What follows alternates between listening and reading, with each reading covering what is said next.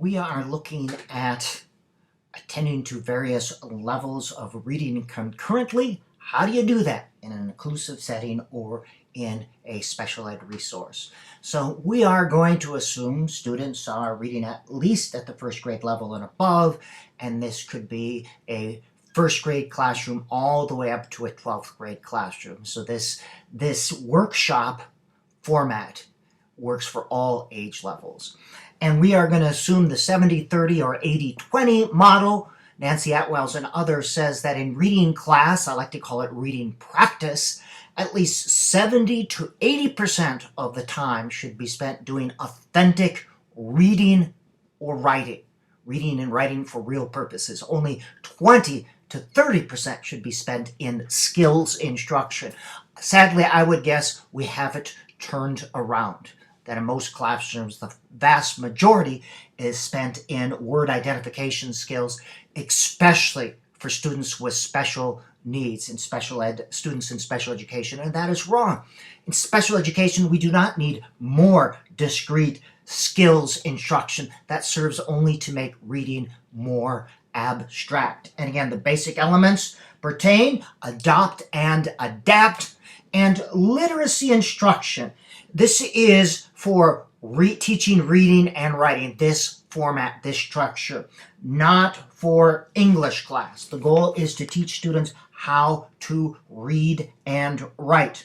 And reading class, I like to call it reading practice, should not stop in 6th grade as commonly occurs. Just as you don't learn to play basketball in one setting, you don't learn that basketball is simply putting a ball through a hoop. You know that already, but you practice so you keep getting better. Reading practice should continue, especially with expository text. But here is the basic structure of a classroom when you have students of varying levels. There should be an opening check-in, 2 to 5 minutes, where students report what they are going to be reading or working on today. Now, this is based on a self-selected option, our self-selected model, where students choose the books that they want to read. Doesn't mean total choice all the time. You may give them a choice within a variety of choices, but they should be able to choose, just like you and I, we choose the books we want to read.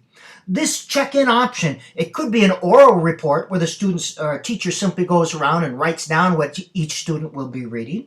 Some teachers have students sign in on a poster, or you could have, if you have a Dropbox option, where students report what they are going to be reading that day.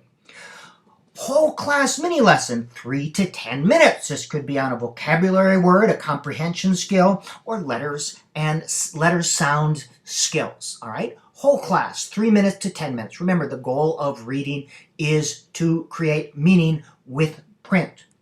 The next part is called the bubble of silence, where everyone reads, including the teacher.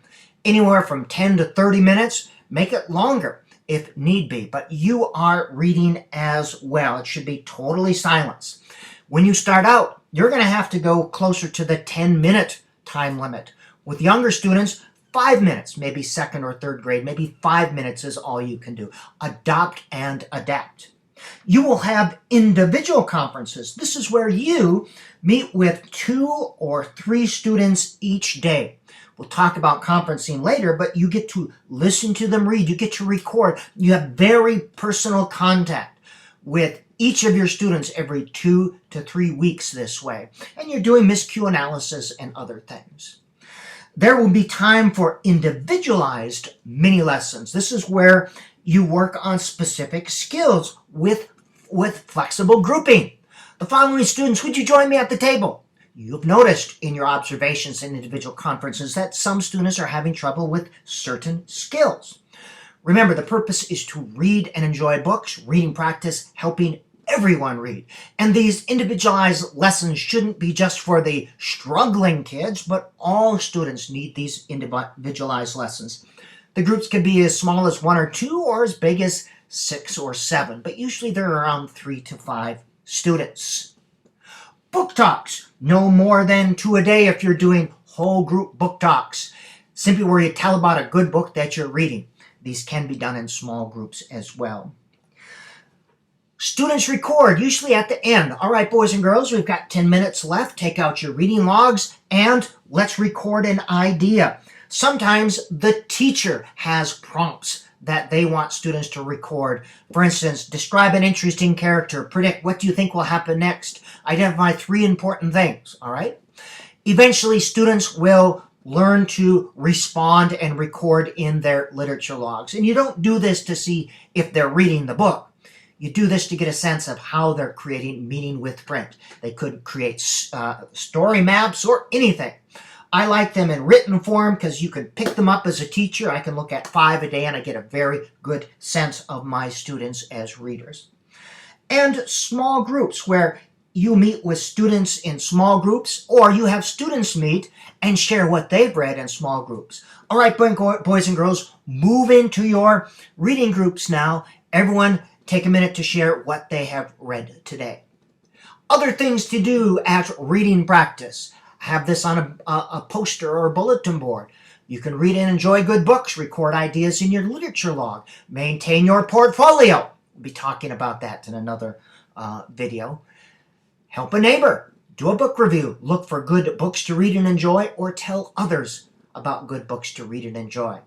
This seems kind of hard to implement at first. It's a new way of thinking. However, once the students get it, and once you get it, it is a much easier way to create reading practice, and it is much more effective.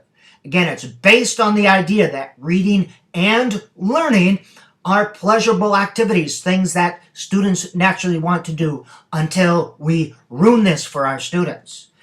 Students do want to read if we can find good books, so don't ruin it for our students.